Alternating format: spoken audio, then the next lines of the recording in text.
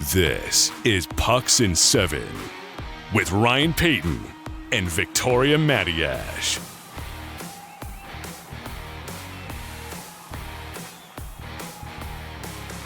Oh, just another, few days in the National Hockey League. We'll be getting closer. Leon Draisaitl and the Oilers with a huge win, massive win against the Vegas Golden Knights. Still nobody really wants the WC2 in the Eastern Conference. We're getting closer to the Stanley Cup playoffs just around the corner. Welcome back. Lots to be decided, though, still, especially in that Eastern Conference. Ryan Paton, Victoria Matiash, Pucks in 7. It is Wednesday, the 2nd of April. We're not fooling you. Oh, boy. May have fooled you yesterday. No? Okay. So what are we under a minute? Fantastic. And I knew something was coming up. I didn't on purpose. I didn't want to do one yesterday just because April Fool's Day, whether you're working in a newsroom or a sports room, it's just, you can never, it's just day of chaos. So let's move on. It's April the 2nd. We've got a couple of weeks left. Makes sense. Before the playoffs launch. Ryan, it's like 2 weeks. I know. It's not. We still have a month or so. It's 2 weeks. It is. I believe I'm correct in that the season ends the 17th, which I believe is a Thursday, and so I would assume that they start on the Saturday, which would be the 19th of April. I assume. That sounds about right, yes. Okay, so anyway. We're closing in quickly is our point. We're very close. Still lots to be decided in the East. We'll get into the Eastern Conference in a second. We'll talk again about Ovi. You're going to a huge game tonight, too, involving points-wise in the Atlantic between the Panthers and the Leafs in Toronto. Brent Wallace, co-host of the podcast Coming in Hot Sens with Jason York. He'll join us later on, and we will dive into all things Sens. Unless they have a complete collapse, they're making the postseason. It's just that second wildcard spot, which we still don't know about. And we'll go 77 seconds in with Brent as well. Let's begin, though, Vic, with the West. We'll talk Leon, we'll talk Dallas and Vegas, and we'll have a huge debate on who's going to win the Vezina Trophy. This thing will take probably half an hour, I think, to decide between the. We're like this. We're not. We're like. No, I'm kidding. But anyway, we are going to bring up, yes. I want to also talk about who else should be nominated because it is a one-horse race. Okay, but who else should be considered? Because there's going to be 3 names lobbied in a few weeks from now. Yeah. So there's still some discussion. There should be 5. I still think the list on everyone should be 5. I really do. Speaking of the Jets, Connor Hellebuck probably, he's going to win this. But let's talk about the Jets in a bit of a different way. And you want to bring up that about the other night when they lost. There was a question that was posed to Scott O'Neill, the head coach, and he had a pretty interesting answer. So a reporter approaches him, and again, this was their first loss after a while. Yeah. And the reporter asked Scott O'Neill, because this was against the Kings. Hold on 1 second. Hold on. You're playing well when you just said this is their first loss after a while. Right. I think that's great. Go on. They've been running again. They've been the most consistent team all season, along with the Washington Capitals in the NHL. I don't think there's any question of that. No. There haven't been the big ups and downs, right, for them, and they continue to win, and they are top of the West, and it isn't really particularly close. Yet still, they played the Kings and they lost a tight one to the Kings. And a reporter, I do not know who, and it doesn't matter, asked Scott O'Neill, the head coach, after the game, do you view this game as a measuring stick of sorts? Yeah. Scott O'Neill is a pretty pleasant fella. And he didn't blow his top or anything like that. Not even close. No. But he just kindly but tightly pointed out, we're the measuring stick, basically. We're the best team. Yeah. So I think this just goes to speak. I don't even really mind the question that much. It could have been phrased a little bit differently. It just still goes to speak to how they're not garnering the respect that the Jets I'm talking about, despite having just a banger of the season. They're not garnering the respect yet, and they will not, Ryan Paton, until they win in the playoffs. They won't. No, you're right. And I think in part of it is as well, when you're this good from the onset of a season, you're kind of lost in translation a bit. And what that means is you're constantly being chased. So the respect factor is more so, hey, can Dallas actually catch them? You give them a bit more respect, or all the other storylines going on. This team, they lost 4-1 to LA. Who cares? Like, it's no big deal to them. And there's no measuring stick whatsoever with this club. everyone's trying to chase them. And to your point too, it is getting tight in that division between Dallas and Winnipeg. Dallas is just slowly, again, we talk about this every week, they're just quietly going about their business. But yeah, Winnipeg's been the measuring stick. They've been the top team in the entire league They all have season 51 long. regulation wins. It's crazy. No, it's crazy. 51. Nobody else. Capitals don't have 51 regulation wins. And still we're going, or, are you measuring your value by playing Colorado or Dallas or the Kings? Anyways, it's pretty hilarious, but they better win in the postseason or this is going to be a really, really big disappointment. And again, they lost last year in the first round. It was 4-1, I believe, to Colorado. So they were out in that first round after a pretty good season as well. The St. Louis Blues, this team, Vic, just does not seem to want to lose. They're not losing. They can't lose. And because of them, really, thanks to that separation, we really don't have much of a race now in the wild card when it comes to that second spot and first spot, even in the Western Conference. We'll get into that, though, in a second. But they just can't lose. They've won 10 in a row. And it's regardless of what it is, Jim Montgomery, we had Alexa Dad on recently, and she was like, look, a lot of this has to do with Jim Montgomery. And yes, a lot of it has to do. The Four Nations break came when at a great time. Binnington doing what he's doing out of the Four Nations. Still this stretch for the St. Louis Blues. Man, this story is amazing. It is. It's 10 in a row, as you just mentioned. Yeah. It was a tight one last night. They actually pulled it a little bit out of the fire. But the point is that's what good teams do, right? They still find a way when they probably offensively didn't have their best game. Well, they didn't. And still managed to come away with the W. I think that speaks volumes. Again, I will say this, okay, twofold. I'm a little annoyed with them because they are making the Western Conference race boring. Of course you are. Right? I was still hoping for some sort of battle down to the line between the Calgary Flames and the Vancouver Canucks, maybe Utah, for that second wild card spot. And now they've actually vaulted the Minnesota Wild, at least for a minute anyway. And there's now this gap of separation that we don't see at all in the East. So it's becoming a little bit, hey, we still have a couple weeks left. Stuff could still happen. What I want to see now from the Blues, I want to see them lose a game and I want to see how they respond. That to me, it's very easy to keep on winning, but when you get a setback, I want to see how this team rallies after taking the L and going forward and how they rebound. And so they don't spiral, because it's hot. When you're riding this high, Ryan, and you drop, you got to pick yourself back up pretty quickly. And the postseason is approaching very quickly. So that's what I'm looking for. And word is, too, that part of the reason why they've been playing so well is, remember the movie Major League all those years ago? It was absolutely, I do. Greatest of all time. Bob Uecker was in it. Charlie Sheen was in it. And there was a guy named who played the role of Pedro Serrano. He was in the movie, and he had this little doll that he had carried with him, and it was Joe Boo. So word is that the Blues have had this thing, a replica of it, since the Four Nations break. It's a bobblehead replica. So, I think it's kind of cool. Whatever works. But you're right. It's a great point with whenever they do lose, because I was just supposed to say, they're going to lose at some point, but who's to say they're not going to run the gauntlet all the way to the end of the season? Who knows? They're going to lose the game. I know. So whenever they do lose, great point about, okay, we lost, let's rebound, and let's try to get back on track as we head into the postseason. Really cool, too. We'll talk about Ryan Leonard in a second. He made his debut last night for Washington, but another great prospect who is just, I think, going to be a tremendous player, Jimmy Snuggerud. People are excited. He played 10:43, a -1, no big deal. Didn't factor in the scoring. Kyrou scored in the final 30. Fowler scored an OT. But from what everyone says, even after that first 10 minutes, 43 seconds, everyone says the 20-year-old belongs in the NHL. And I think he does, too. So we'll see next year when he gets, full track. Yeah. It's always this time of year when this starts to happen. It's like, right, here comes the college kids. Right?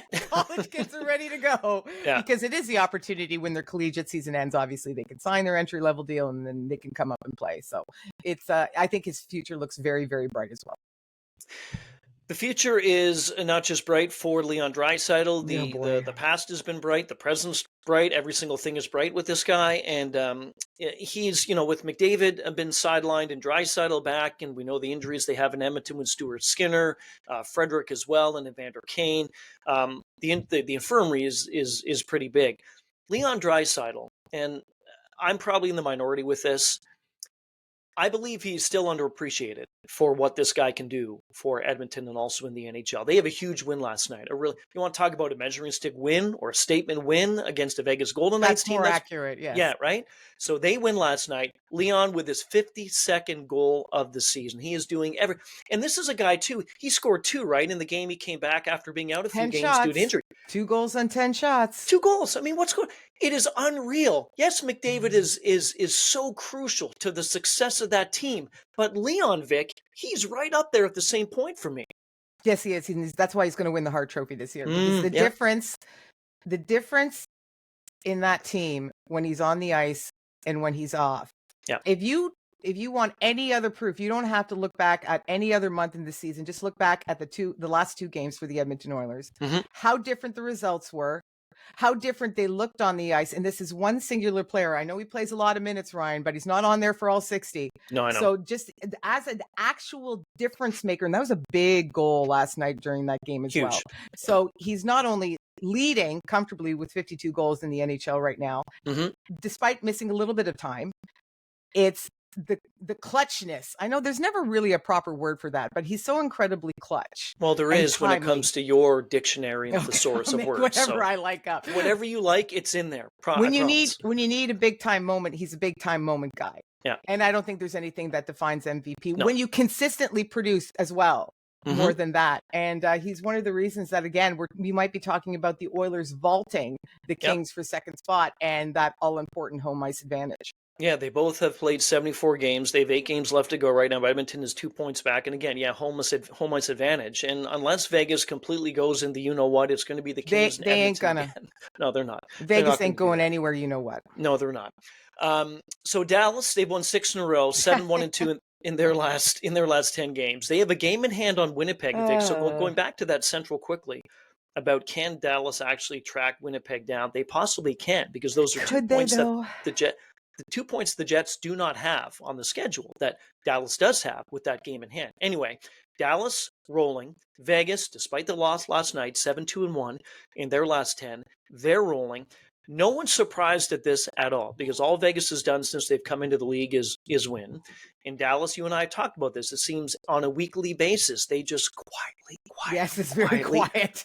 go about their business. You talk Winnipeg, you talk Edmonton, you talk who's going to get the WC2 and the one in the West. What about the Eastern? What about the Atlantic Division? Hey, what about Dallas? Well, what about them? They're one of the best teams in the league. They are one of the best teams in the league. It's Mikko Rantanen is contributing. Everybody is, once again, I feel like such a broken record here because I've been saying this all season. I think I said it all season last year too. It's just contributions from down the lineup. Yeah. And when somebody isn't producing, somebody else like Mason Marchment does. Mm-hmm. Somebody else rises to the Granlund all of a sudden starts contributing again. Mm-hmm. And then you still have the stars on that team. Thomas Harley has been a revelation. Ryan, they're doing this without their best defenseman. In Euro Heiskanen. Yeah. So now they're going to get, never mind their best defenseman, a top 5 defender in the league. Sure. They're going to hopefully have him back in the first round. If not, you better hope that they advance. He should be back for the second. Mm-hmm. But Ottinger's playing well. It's just, Casey DeSmith is great when he needs to sub in. It just, there are no flaws. And when we interview a lot of different guests on this show, and sometimes we have the question in our 77 seconds segment, who's going to win the cup? We actually do have it again today. How many have we had more Dallases? We've had different answers. And I think actually you may have said one of the recent times that we did something, you said right away, everyone says that after the individual who we had on did say Dallas. Yeah. They did say Dallas. We've had more stars. I believe, I don't have a count, but I believe we have more stars than anything else. How many Jets have we had? So what does that say again? Yeah. No, I know. 0. I know. Yeah, I know. 0 people have picked the Jets, the best team in the West, neck and neck with Washington all together in the league, and not one person has picked them, but it's been Dallas, Dallas, Dallas, other teams too, but Dallas over and over again. And do you want to know the reason is because all we have is stars on this show. That's all we have. Okay. Right? Now you're done. You're cut off. Okay. This is only the first segment. You just wait. You just wait. Hey, I was actually looking when you were talking. No, I'm not. Quiet. I was actually looking. So they won 6 in a row, but the other 3 games that they traded wins and losses. So the one against Colorado on March 16th, they lost in overtime. They beat the Ducks in overtime. Then they lost in a shootout to Tampa. So essentially, this team could be on a 9-game run right now because they lost in the shootout and they lost in OT. Anyway, I'm just saying. I still think they're due for a 2 or 3 game dip in terms of not winning. Right. Had a hard time spitting that one out. Yeah, I still think that we're anticipating that before the postseason. That's why I don't think that they're going to catch Winnipeg, because I think Winnipeg after this loss is going to be on the upswing once more, and it's going to come right down to the line. But the fact they're making it interesting speaks volumes. Just quickly, the 3 stars of the month have come and gone. Third star, Jordan Binnington, the Blues, no surprise. John Tavares, second star. How about that contract, John? That's pretty. That's rising as every game goes on. Quick shout out though to Jack Eichel. I remember when Jack made the postseason for the first time ever, which is bizarre to say, but when you're in Buffalo for so long, it didn't work. When he made it in for Vegas, it was awesome. See, he's one of my favorite players in the league. He was the first star, 23 points in 14 games. In the month of March, which pretty again impressive. It's so impressive. He's like a ballet dancer on the ice. He never looks like he's doing anything. He's so smooth. Look at his stick too. I don't know, sir. I said this to you a number of times over the course of the show that Draisaitl's blade. I don't know if you ever looked at that yet, but something's up with the blade. It's not saying that that's the reason why he has 52 goals, but he's good. But there's something with that. And then the stick of Eichel is longer. Usually when you I think measure, at least when I played hockey, when you measure with the stick, you get on the skates and it kind of comes to about the chin or just below. I would say that it's more, but whatever it is, it's working. Point is, hats off to Jack. The Calgary Flames are pretty much snuffed out, Vic. They're done. Yeah. You okay? You all right? Yeah. Well, it just comes back to, I didn't necessarily need them. People will still mistake me for a Flames fan, but just ever since their cup run with Oginla, and it feels like 1,000 years ago now, but I rooted for them quietly. I really like Calgary fans. I just like the community anyway. Yeah. Never been there, by the way. So. Oh, that's nice. Yeah. Never been, but I love the community. My impressions of the town. Anywho, the fact that loss to Utah was just so large. They just needed to keep pace. And when you're chasing a team like the Blues, when the Wild are already so established. So I'm bummed on behalf of the Flames that they're not going to make it interesting. I think that would have been kind of cool. Maybe they still will, but it just doesn't appear that way right now. But also getting back to what the Blues are doing, it's a little bit more boring. Down the stretch, you're not going to be watching those same games in the final week that you're probably going to be watching in the East. Hey, they're still shuffling.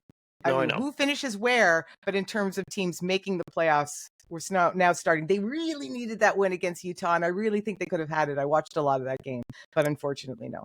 If they have any sniff of staying in this thing again till the final week of the season and the last few games, they have 2 games in hand on the Blues. They have 1 game in hand. You have to win those games. So whenever those teams are off and you're playing, it's going to be tough. Yeah, very tough. Very tough. The West seems to be somewhat sorted. Right now, if the playoffs began tonight, it would be Winnipeg against Minnesota. That would be intriguing. Vegas against the Blues. That would be intriguing. Dallas and Colorado. Nothing intriguing about that matchup.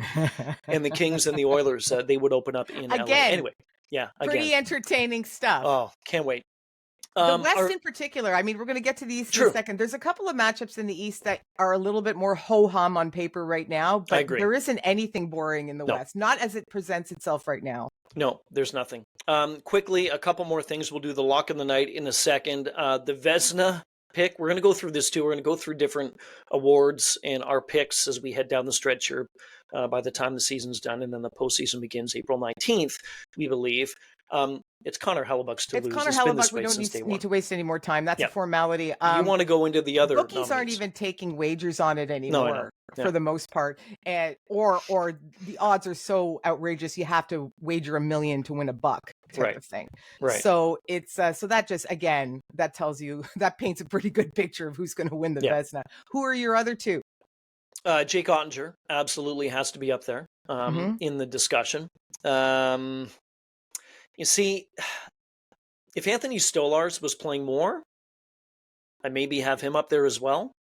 I'm trying to think of some Eastern Conference teams. Of course, you got Bobrovsky in there and Vasilevsky. Logan Thompson has to be in the discussion. So I would say based on the top 3, it would be Ottinger, Thompson, and Hellebuyck. But Hellebuyck certainly is going to win this thing. So you're completely incorrect once more. Okay. Hellebuyck. Well, you're not wrong about Hellebuyck. It's Hellebuyck, and then Vasilevsky, and then Philip Gustafsson. Really? The Okay. Minnesota Wild aren't anywhere close to Right. where they would be without Philip Gustafsson. And Vasilevsky, again, I think he's just boring us a little bit because he's He is. just Every year, same and thing. if you look at his numbers, his personal numbers and his wins record, he's Yeah. second. He's Yeah. second to Hellebuck. Yeah. So those are my top three. So Ottinger comes into play. Logan Thompson was up there if he had played more games. He's also stumbled down the stretch a little bit and looked a little bit more human in the last 6 weeks or so. So I think that's going to hurt his case. So, all right, on record, you've got Ottinger. Who is your second guy? Thompson, Ottinger, and Hellebuck. Okay.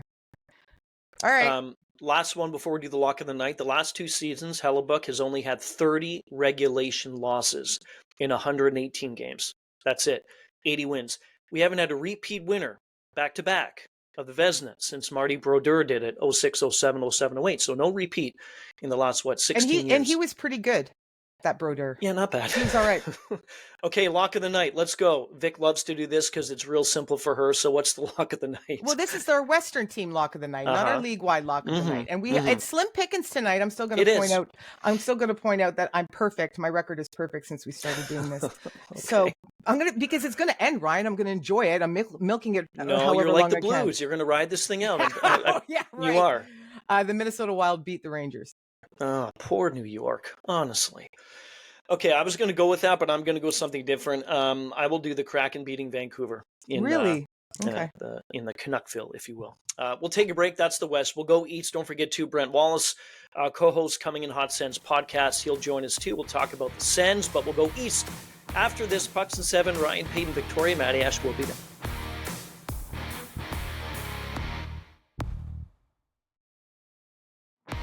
Welcome back to Pucks and 7 with Ryan Paton and Victoria Matiash.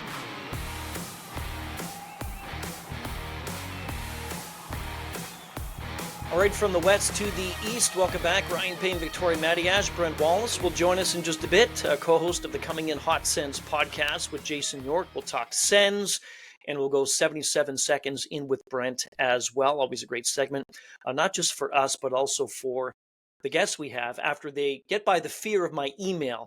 By the way, I text him just a tiny bit because Alexa said last time, remember, she was terrified when I sent her all the details about this thing.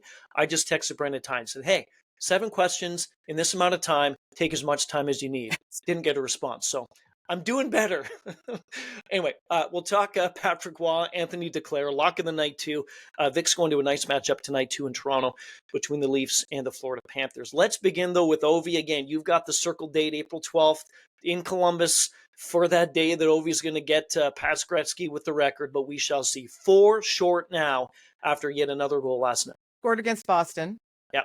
And he scored rather early, too. You and I could score against Boston. Okay. Anyway, topic for another day.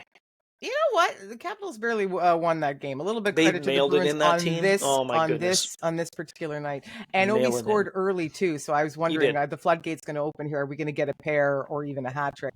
He just scored the single. He just scored one. And now he's 4 short of breaking the record, 3 to tie. Yep. And between now and my game... Yes. Because now this is the scope through which we are watching this race. I don't think there's going to be much of an issue that he's going to get it done this regular season unless he falls hurt. So April the 12th, the matinee in Columbus. I will be attending if he is within striking distance and has not already broken the record. Otherwise, I'm not going. So between now and then, 4 games. We have 3 this week. 2 are against the Carolina Hurricanes. So, but the other 2 are against the Chicago Blackhawks. Yep. And the Islanders. Islanders don't necessarily hemorrhage a lot of goals. They lose games, but we'll see what happens there. But the fact that he could score a hat trick against Chicago probably in his sleep is a little bit of a concern. So we shall see. Yeah, we shall see. He's going to get it done. Let's get it done, Ovi, please, so we can put this thing to bed. Ryan Leonard, we talked about Snuggerud with the Blues. Leonard made his debut last night. Boston College kid. Love this guy. And I love, again, how the tradition is. You give the kid a lap or 2, to get out. I saw in the pregame as he was outside the dressing room before going down, he was standing beside Ovechkin. Here is this kid beside the greatest goal scorer in the history of the game, pure goal scorer in the history of the game. And then he goes out by himself, and then the rest of the Caps watch, and they let him do this, they let him do that. I was actually reading something. He said he went out with Alex Ovechkin the night before in Boston. They had sushi. And Leonard said, among many things, Ovi wanted to see where I went to school. That's what he said. So kind of cool. It was very, very cool. His college teammates, a bunch of them were there for the game as well. So a whole bunch of support. You're pooping your pants for this stuff, especially when you're standing and you're playing with the greats. And for everybody to go out of their way to make them feel comfortable is pretty special. Eastern Conference race, the Montreal Canadiens, they're still in this thing. I am a huge fan. They're hanging in. I know. I'm a huge fan of any original six team. Give me more of the original six. Give me more of them in spring hockey. I just love it. I love it. I love it. So hopefully they get in. We'll see a little bit of track to go. But as you said, Vic, they're hanging in right now. And a big win last night against Florida. Big win. Unanticipated win against Florida, I'm going to say as well, because they had just beat them as well. And you usually don't get to do it twice. No. So a little bit of love for Nick Suzuki, who has just been an absolute beast. That top line has. But Nick Suzuki, captain of this team, has absolutely dragged them into this position. All the come from behind wins that they've enjoyed, he has pretty much orchestrated time and time and time again. His numbers have been outstanding. There was discussion not long ago about he was not a legitimate top center in this league. He was a pretty good second line center. Yeah.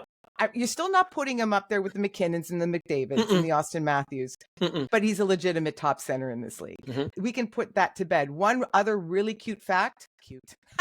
This is adorable. The dictionary is on fire today. Carry on. This is a cute fact. Okay, let's go. Cute fact. Do you know he hasn't missed a game since coming into the NHL? That's amazing. He hasn't missed a regular season game. I think he's in his 6th season right now. You can correct me if I'm wrong. It's 5th or 6th. So we're not talking 15 years or anything, but to not miss a game through the pandemic and those shortened seasons, and even the rest of the time, he's an Iron Man and he's out there all the time. So tip of the cap. You keep that engine finely tuned like a Suzuki, right? And this thing can go on and on and on and on and on. Get your hand out of your eyes. Okay, so and they have Boston coming up tomorrow, winnable game. The Flyers on the weekend, winnable game. Nashville on the weekend, winnable game. So we could get 6 more points. We shall see. You and I talked about this yesterday, off air and off camera and stuff. In your living room. In the living room, exactly. We had a real intimate moment when we talked about this discussion.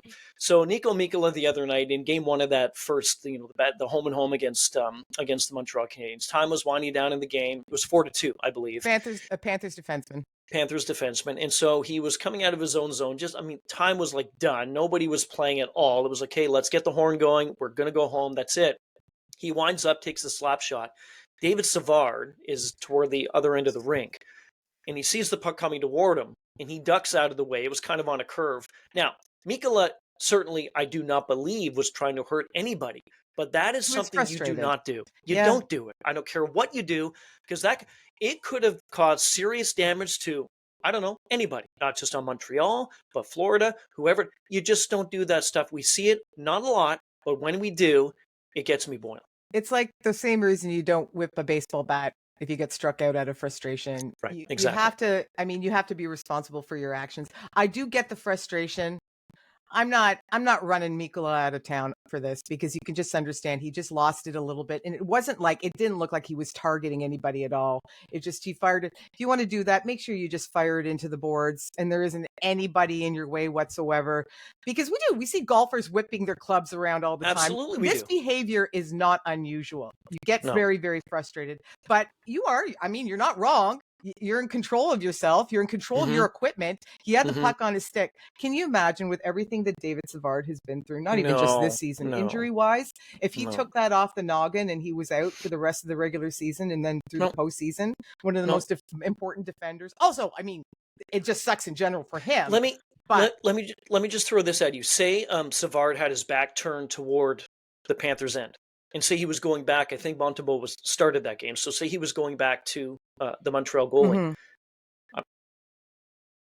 I don't know. What? I mean, he didn't see it. People can I say, don't hey, know. watch out. But I mean, Sure. it's something you just don't do. I don't care how We have frustrated you seen are. it, but You just don't do it. so on the bright side, everybody's okay. I And know, then which is in great. purely entertaining fashion, Yeah. again, when the Canadians hosted the Florida Panthers at the Yeah. Bell Center last night, guess who Yeah. was public enemy number one? Oh, yeah.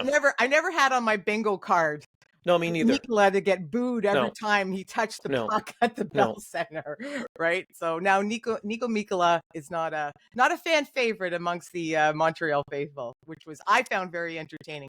They are a passionate bunch, that fan. Oh, they are. Yeah, no, they are. And how many people, we talked about Dallas and different people we've had on saying who's going to win the cup, and most say Dallas. How many people have we had on that say, hey, where's the best arena that you've been to? Boom, Montreal. It's Hands either down. MSG. MSG MSG is Montreal. up there, but the Bell Center, especially a lot of American reporters, I think they just enjoy the different pace of Montreal altogether. That Atlantic Division race, Toronto, Tampa, Florida. It's fun. They've all played 74 fun. games. Yeah, 8 games left to go, each of them. Toronto, 94 points. Tampa, 93 points. Florida, 92 points. The team struggling more than those out of those 3, the most. Florida, 4 wins in their last 10. Big game tonight. You're going there this evening. So downtown Toronto, Maple Leafs are hosting the Florida Panthers after they coming off that frustrating loss in Montreal. And the Florida Panthers want to finish top of that division just as much as the Lightning, just as much as the Leafs. So this is going to be a big tilt. I don't know who to give the advantage to. You'd never really necessarily want to side with a team that's on the second of a back-to-back. But, and also Toronto's been off since Sunday, if I'm not mistaken. Which can be a good thing or a bad thing. Right. And the Panthers are ticked. You know that they're just, you know what? We want to end this thing on a good note. And so they're going to go all out tonight. This is a game, if Matthew Tkachuk was healthy, this is a game that he'd go into thinking, I'm going to take over this whole game and give my limbs, give my foot, or give my leg, give whatever it takes to try to get these 2 points. Because this is huge. I think we're going to see a lot from Brad Marchand just for those very same reasons, because he hasn't done anything truly spectacular since he made his debut with the Panthers squad. Loves to play Toronto. Loves to play Toronto and just bringing a different flavor. So this is much, if I was at home, this is my first Leafs game in person this season. If I was at home, this would be must watch from puck drop until the very end, unless it's a blowout. I do think we can anticipate a little bit of nastiness. I don't know in what form, but I think this is going to be a feisty one. And I hope everybody behaves themselves. We'll see. We'll see. Just don't take a puck and fire it down the ice when time is winding down. I love how much that this stuff bothers you. I really do. I'm not being facetious. No, I know. You hate bad manners so much, and it was rude. More than anything else, it was rude. Okay, I'm trying to talk. Stop interrupting me. That's rude. I'm kidding. Yeah. So the Eastern Conference wildcard. So number 1, unless Ottawa goes completely in the tank, again, they're pretty much solidified. There's time to go, but still 84 points. But then again, that second spot, Montreal 79. The Jackets 2 points back. The Rangers 2 points back. Detroit 4 points back. The Isles 5 points back. So right now you basically have the 3 teams. The other bit of separation: Montreal, Columbus, and New York. The Jackets, they have a game in hand, 2 points on not just the Rangers, but also on Montreal. 3 wins in their last 10. That's not going to get it done. But the fact is, again, Vic, and we've talked about this for a couple of weeks now, maybe we'll do it till the end of the season. Nobody seems to really want to take that WC2 position by its head and go with it. No, not yet, but a big win over the Predators last night. Big win. It's Nashville. Okay, that's not a big. Okay, yes. For points wise, yes. Okay. But they scored 8 goals, Ryan. So to get a hat trick from Marchenko, who's been quiet, to have Sean Monahan score a pair since he missed some time being injured. I mean, he's been back for a little bit, but that's a statement showing as well. Just to see the big guys come out and score. Yes, I know who it's against. I understand that. But you're right. This is the type of result that gets you back on track. And I will say Columbus is not dead yet. Between Montreal and Columbus, and the Rangers are just going to sneak in there at the end and annoy everyone. But no, they're not. We'll see. We'll see. Ever since I said I was off the Rangers wagon, they came back a little bit. And don't you dare get back on that wagon. I'm not going to. Don't. I'm not going to. I'm just saying they're not dead. So let's. I know you. You're thinking about it. The wheels are. I can see it. You're thinking about getting. Oh my goodness. Okay. Carry on. They're sitting right there, Ryan. They're sitting right there. Matter. But don't get on the bandwagon. You were off of it. Don't get back on. That's I'm not rooting for them. I just predicted for so long. I know. So. The Islanders and Patrick Waugh and Anthony Duclair. So they lost 4-1 to the Lightning. They're 5 points back. And Patrick Waugh said of the effort, or lack thereof, of Anthony Duclair, quote, "He was god-awful. He was god-awful. He had a bad game. That's why I didn't play him a lot. He's lucky to be in the lineup. Sorry if I lose it on him right now, but that is how I feel." And then accused of being lazy. Right. So, It's Patrick, not been a good season. It's not been a good season for Duclair. It's not been a good season for Waugh. No. Does it not feel like I'm a fan of this player as well? So maybe my bias is going to show a little bit here. Does it not feel like the Islanders is an organization where good players go to suck? It's that is a debate certainly that one can have, and I would probably side with you on that. Yes, outside of the net, because Sorokin is still Sorokin, but you've had other players who have accomplished more elsewhere, and then they go there, and then all of a sudden, now I'm not saying that Duclair isn't not putting in his best effort. You know what I mean? Yeah. I think there's something to what Patrick was saying. I also think, hey, I know they've lost 4 straight. They're still within striking distance of a playoff spot. They still have to play out these last 2 weeks with a hope. A lot of other teams would love to have a hope right now. Patrick Waugh better know what he's doing right now and handling this player, because he needs something out of Anthony Duclair. And Ryan, we both know these guys go 2 ways. You come out and you call them out in the media and they respond in positive fashion, or they don't. So he better understand the way that Duclair works, because really he needs to win hockey games right now and give his club a chance. And I'm talking about the head coach. I'm not talking about Anthony Duclair. I will say this, and the numbers by Duclair, they have significantly declined. So in 21, I know he's dealt with some injuries and different things like that. 21-22, he had 31 goals. And then in 22-23, in only 20 games, he had 2. In 56 games with San Jose in 23-24, then 17 with Tampa, that's a combined 73 games. He had 24 goals, and then he had 7 goals this season in 44. I'm also going to throw a little bit of a different take on this. I think Patrick Waugh is not a great coach when it comes to the NHL. I think he's a good coach in other leagues. I don't think this is a league that suits him. I really don't. I'm not saying not call out Duclair, not saying that at all, because you call out the players and that's what you need to do. Something about him and John Tortorella kind of get me a little bit, whatever. So, topic for another day, maybe next week. Last one, lock of the night in that Eastern Conference. Who do you have? Well, again, we have limited pickings to choose from. So I'm sadly, where I live, going to go with the Florida Panthers in this one. You are? It's what I think is going to happen, not what I want to be. I'm very happy with my perfect record dying on a Leafs win tonight. Perfectly content. Okay, I'm going to go the reverse then. I'm going to go Toronto. Again, it could be a good thing or a bad thing. The Leafs have had a couple of days off. I think they're playing well. So I'm going to go with them. And Craig Berube said, too, I think the rest has done them well, because he said after the last game when he said we were gassed. Right. Yes, totally get it. It's a long, grueling trip. It doesn't matter what position you are in any league. It's tough on the body. I also love the fact that the only other Eastern Conference game is Capitals Hurricanes, and you and I both don't want to touch that with a 10-foot Not ball. a chance. You kidding? No way. I will say this. My lock of the night is either the Caps or Canes will win. So one of those two teams is going to come out on top tonight. Fantastic. Easy. Brent Wallace is next, co-host of Coming in Hot Sens podcast with Jason York. We'll talk Sens and go 77 seconds in with Brent as well. Pucks and 7, Ryan Paton, Victoria Matiash, Brent Wallace coming.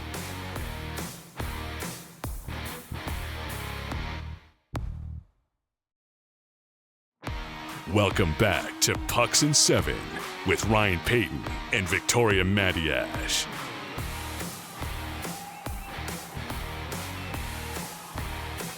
Well, that Eastern Conference playoff picture is becoming more clear. I don't know if it is, especially in that wild card spot number 2. In wild card number 1, the Sens currently hold that position, and barring a huge collapse, this team is going to make it into the playoffs. Let's hope that they do, especially for Ottawa fans. Brent Wallace joining us here in the program, Coming in Hot Sens podcast co-host with Jason York. Brent, always good to chat with anybody who's covering a team like yourself, and Ottawa's in a pretty decent position as of right now. Yeah, although after the loss last night to Buffalo, there is concern among the fans in the nation's capital of whether or not it's time to hit the panic button. Right. So I think they're comfortably there with a 5-point lead and 8 games to go and 7 of 8 at home. But there is some uneasiness with the way they're playing of late. I mean, it's just been against Buffalo so far this season, though, that we've just seen that consistent, Montreal. Okay. More? Okay. Right. They haven't beaten Montreal all year. So, and they do have one more game against the Habs left. However, that being said, there's always Montreal has beaten Florida every time this year. Right. Too. Yes. Right. There is those games. And okay, sure. If they'd beaten arguably the worst team in the Eastern Conference 2 more times, they'd be up more points. Yeah. But we all know how the season goes. It's 82 games. It's a long time. So people that are excited over the fact they've lost to Buffalo, it's just one of those things to me. Really, it's not that big a deal. I think it's more something to talk about. And I will also apologize for Ryan's jinxiest introduction I think I've heard in a long time. Barring some epic collapse, they will secure the second wild card spot. Did I say collapse? My apologies. Yes, you did. You actually used the C word. I don't know. I think it's fair. Okay, thank you. I think it's, yeah. Why are we throwing it out to the universe? because we love to get panicked. Yes. We love the the fear of oh my God, this could happen. Yeah. But the reality is, I just looked it up.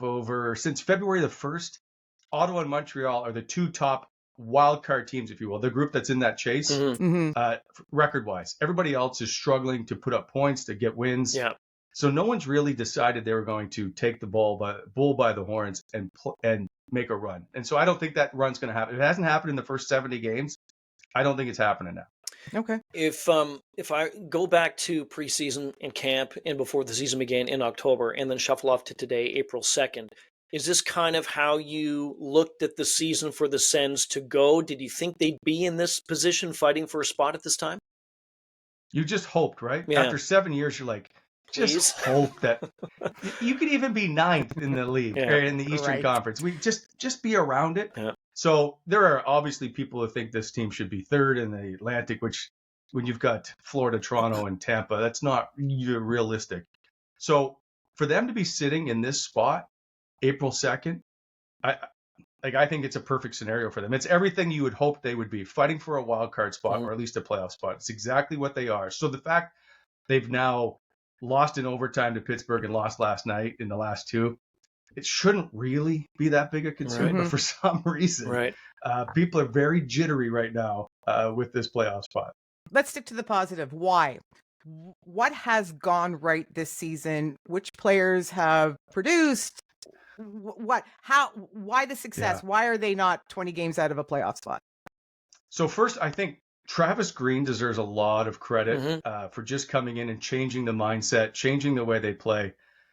He's now made them they play defense. I think that's a big part. Right. The way that they are now, I thought, top 12 in the league, I think, in goals against average. They've added a Vezina Trophy winner. That helps, right? You always say, show me a good coach, I'll show you a very good goaltender. Yeah.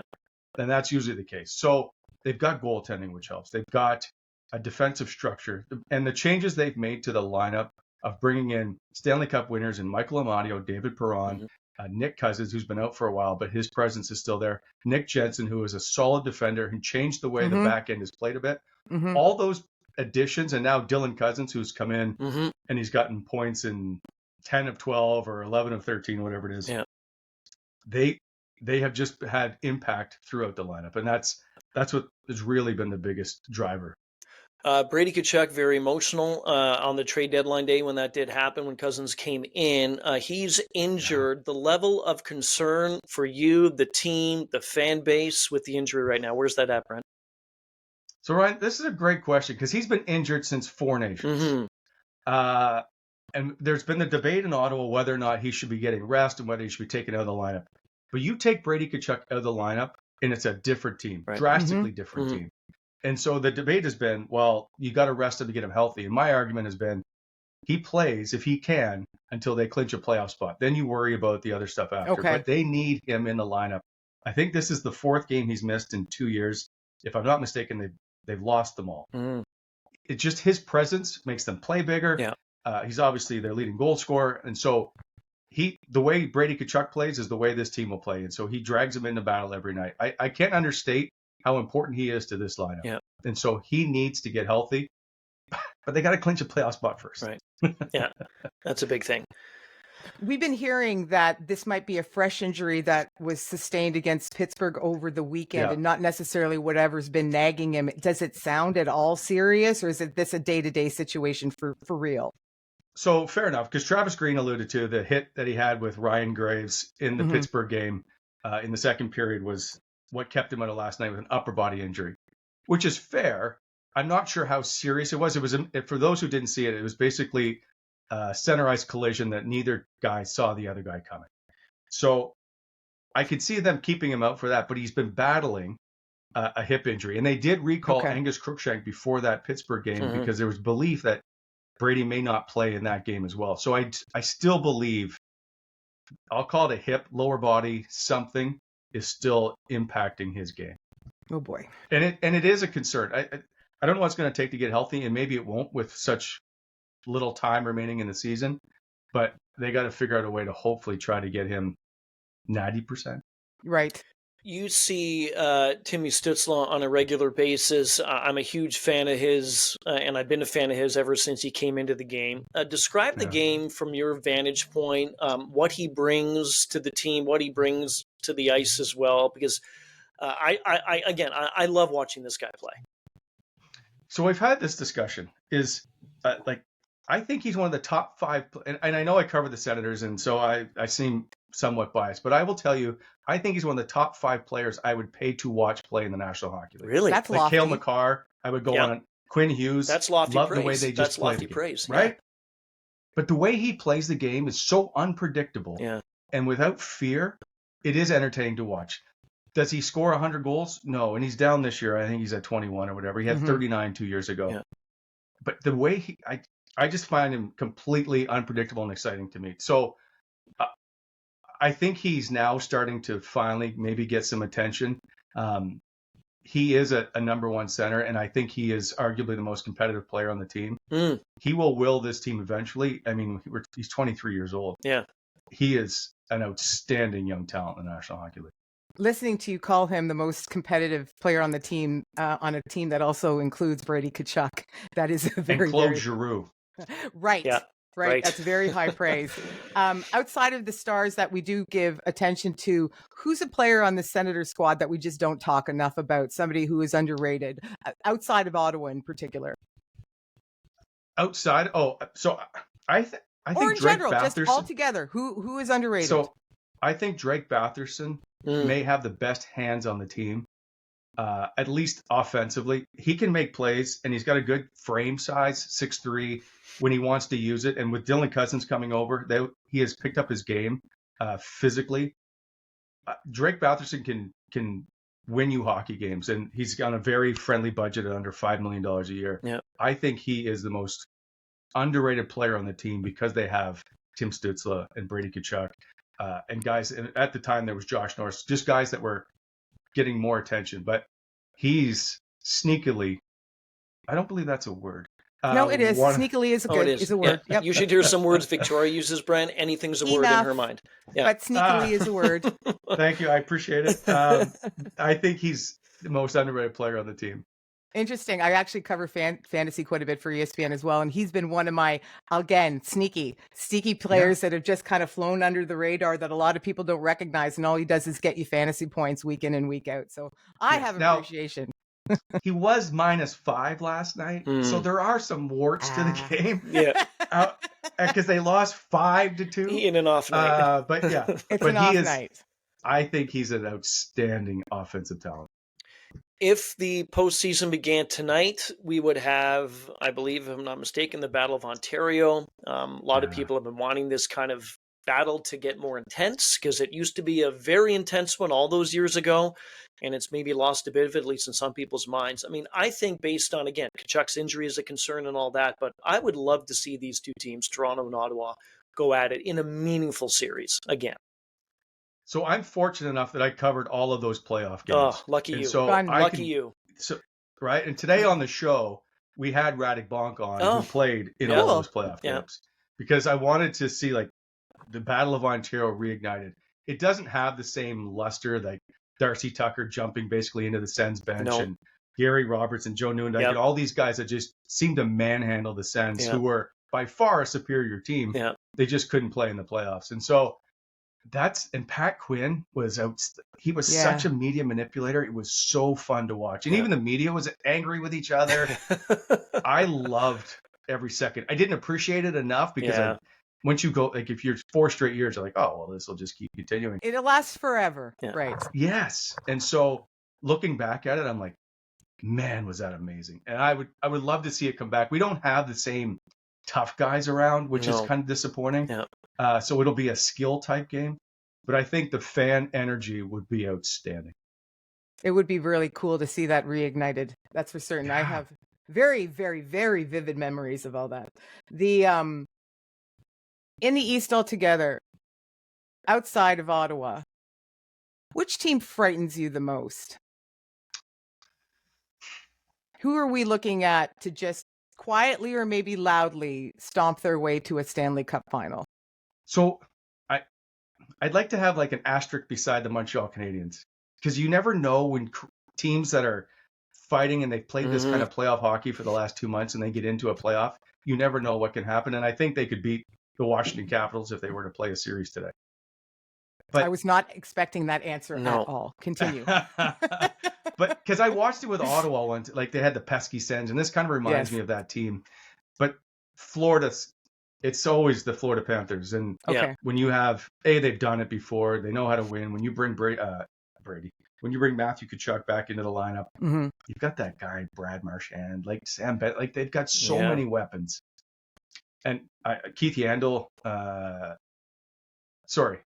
who's suspended?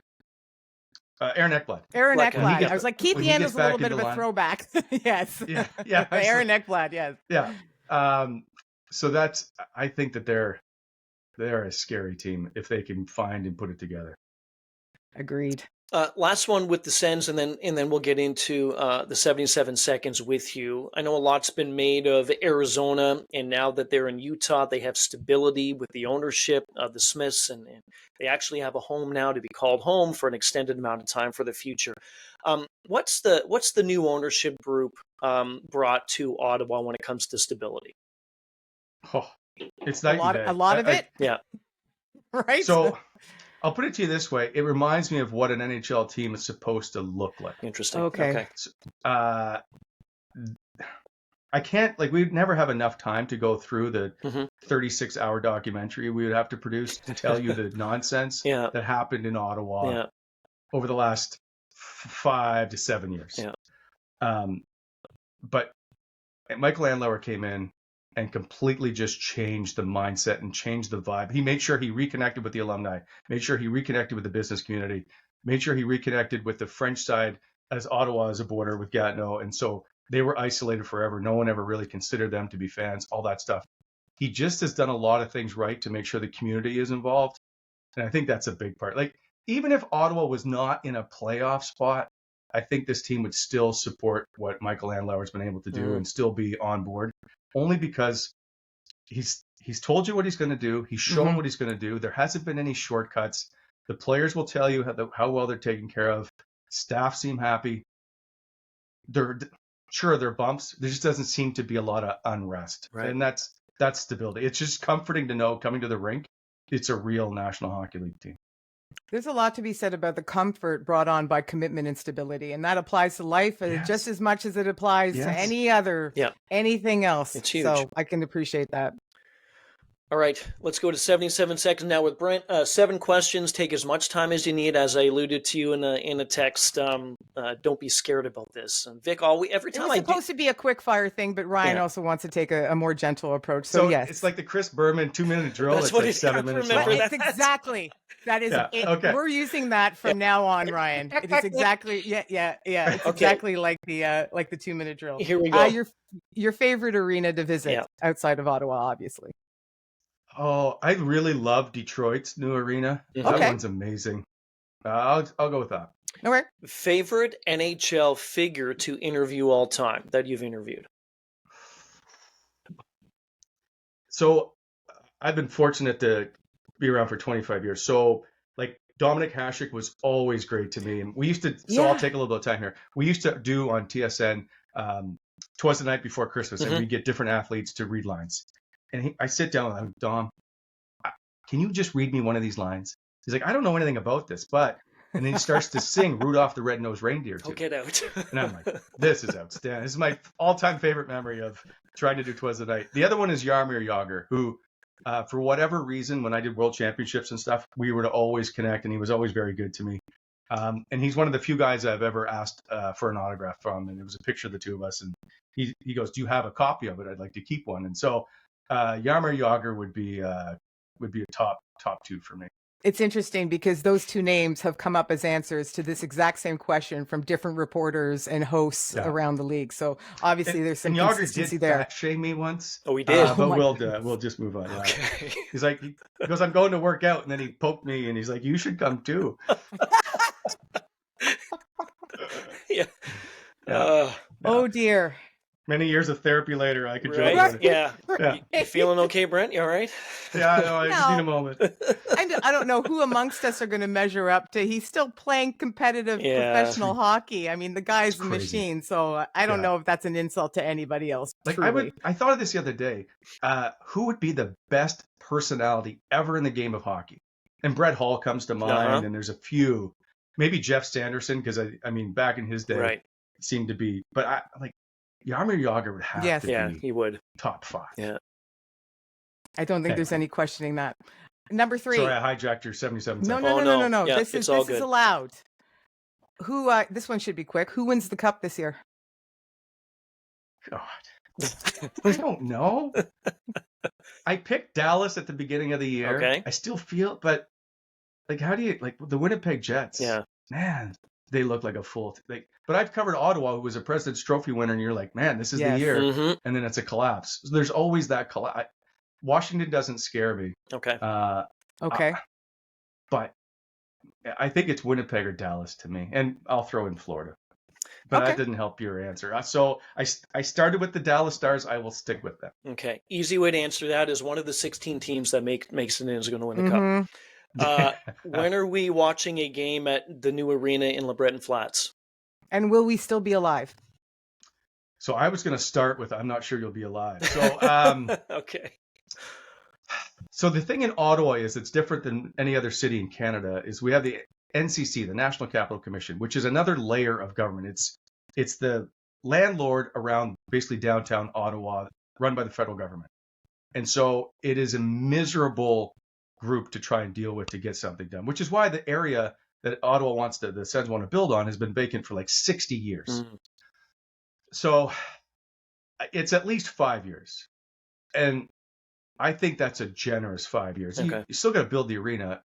They haven't secured a deal. I'm going 7 years. Okay. Okay, so in 2032, Ryan and I are hitting the 401 from Toronto, and we're going to go. All right, I don't mind that. No, that's you okay. can't bring your Marner jersey, though. Is that no? Okay. It's signed, too. Yeah, Vic, I wouldn't do that if I were you.